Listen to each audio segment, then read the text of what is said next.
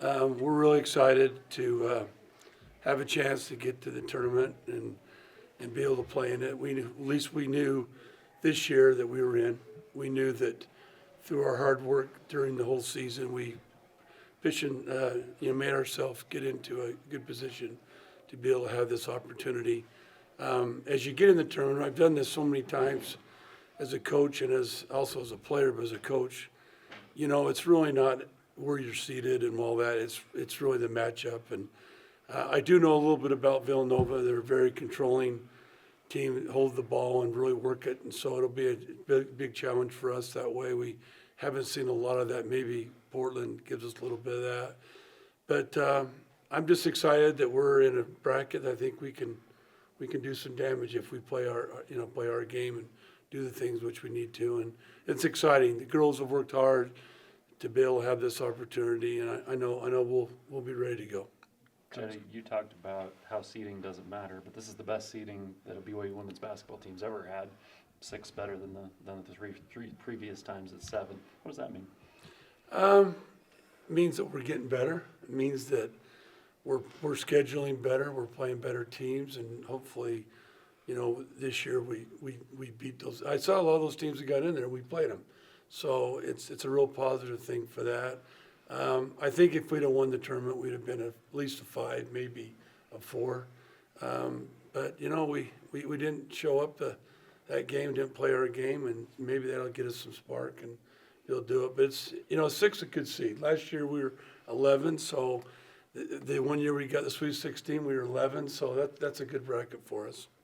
Take us through the emotion of kind of sitting there with your teammates, with the rest of your coaches, waiting for your name to come up. Got a little nervous there last person, last bracket picked. I knew we were in, but if I didn't, that would have been really, really scary. But I thought we'd be playing Missouri personally. That's the brackets that I saw, and I thought we'd play, that game. But it was kind of surprising that Villanova was there. But I think it's fair. We're going to have to play well. We're going to have to play really, be able to play that first game, and if we're fortunate to win that, then probably Michigan, and it'll be tough playing them on their home court, but that's the way it'll be, and we'll look forward to it, that's for sure. Do you feel like, and I know you said seeding doesn't matter, it's all about matchup. Looking at the matchup and the seed and where you're playing, do you feel like the team was rewarded for how good it was this year with how it played out today? I don't know. It's pretty hard to see a couple teams ahead of you that you had a way better record than theirs, and you beat the same teams they beat, and you beat them worse. And you were ranked most of the year. You tried to do that. I mean, we couldn't have done any more than we did this year. I mean, we tried to schedule every tough game to be able to. You kind of hope that you'd have a chance. I mean, you guys knew earlier we were hoping we could run the table and be able to host an NCAA tournament here, but that loss really hurt us. But I don't know if we would have got it anyway, the way it all is. I mean, you see some of these teams that have struggled during the year, and then they get hot, and then they move them up really high. That's kind of that. To me, like I feel like Iowa State should have been a 2nd seed instead of a 3rd. There's no question that the Baylor got the raw deal because they lost today. That shouldn't have happened. There's a bunch of other teams I could go through that happens. But, we're in a good spot. It's like you said, the highest the BYU's been. I think that's a real positive thing for us, and I'm going to make sure I tell the girls that and know that, hey, this is the highest we've ever been, but we gotta worry about Villanova and take care of that. What does tonight look like now? Now you have the opponent, and it's all about cramming information. I mean, what does the next few hours look like? I've got a video guy, Chad Bunt, right now, putting on as many games as he can on my iPad. I'll go home tonight and I'll watch probably all those games. I'll come in tomorrow morning and be ready to go. We'll start watching, and the nice thing, we have a long time to prepare. So it's not like we have to rush. Like in the olden days, it was Sunday and then you're playing Thursday afternoon. So it was really tough. Now, but I'll watch these games tonight and be ready to go tomorrow, and we'll start preparing for Villanova and watch a lot of things. The nice thing is they play in Connecticut's league, and I kind of know how Gino plays and what he does, so I'll be able to get a good feel with that, I think. This team plays, the last couple of years really, it's played with a little bit of a chip on its shoulder. Does maybe the 6th seed, whether it comes from the loss or whatever, and not being able to host, does that maybe give this team a little bit of an edge? I don't even want to use the word disrespect, but just I would say this, Sean, I would say losing the game Tuesday afternoon is more upsetting than I think them feeling if they were a 5 seed or a 6 seed. I think they really wanted to win they wanted to win everything in our conference this year. I told them we want to be selfish. We wanted to get everything we can. I think that bothers them the most. They were a little bit like they thought we'd be 5, but we're in a good position. We're in a position that we can win those games, and that's really all that matters to them. Women's basketball has been a sport dominated by powerhouses. Do you feel like this is maybe the most parity that the field and the sport has this year? There's no question UConn's not what they used to be. But there's a lot of good teams out there, but there's a lot of teams that didn't get a lot of respect that are good.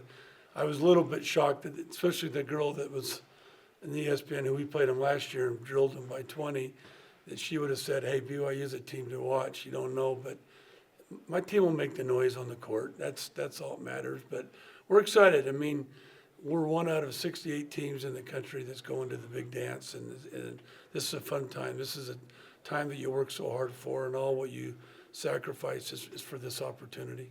Juddy, does it change your prep to have veterans like you do? Does it change anything in how you prepare because you know these girls have been there? Yeah, by them being there, they kind of know what it is and what you have to do and how you prepare for it and what things we're going to work on. And I think they're very motivated right now. Like I said, that's why they came back. They came back for this opportunity, and I know they'll be ready. I know they'll be focused. We just got to hit some shots. We didn't shoot the ball very well over the tournament.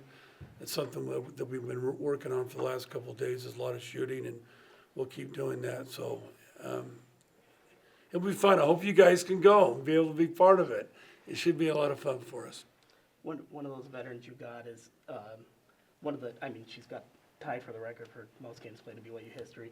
How much does it help having a player like Maria running the point as one of those vets to kind of steady everyone down and kind of power this team? Well, it really hurt us in the tournament having Maria couldn't play with her leg, couldn't play the whole game. That hurt us because she does bring a lot of that, like you said, savvy and toughness, and she runs the team. And not to have her, but she'll be ready to go. Her and Paisley have played a lot of minutes, and Sarah. Those three have played a lot of minutes. They've been in big games. They've been there, and I think Shaylee, played.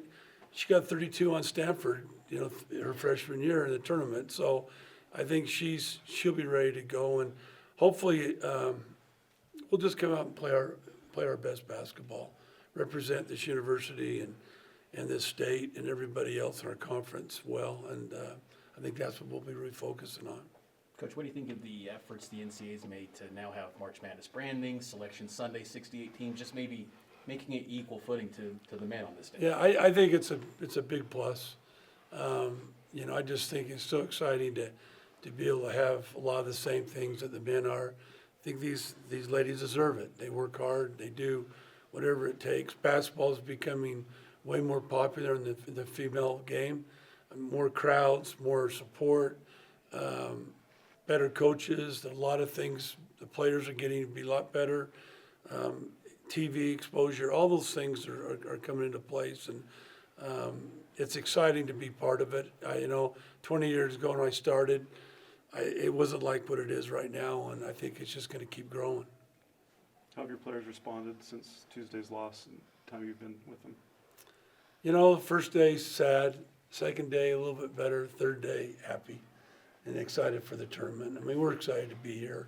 That's why we did this today, get the team here for the celebration, because this is what we wanted. This is what we aimed for. And so I think they're excited. They'll be ready to go tomorrow. All right, guys. Hey, Awesome. Thanks, Joe. Hey, thank you, guys. Congratulations. good luck. Thank you. Yeah, I think we'll do it. We'll show up. Play.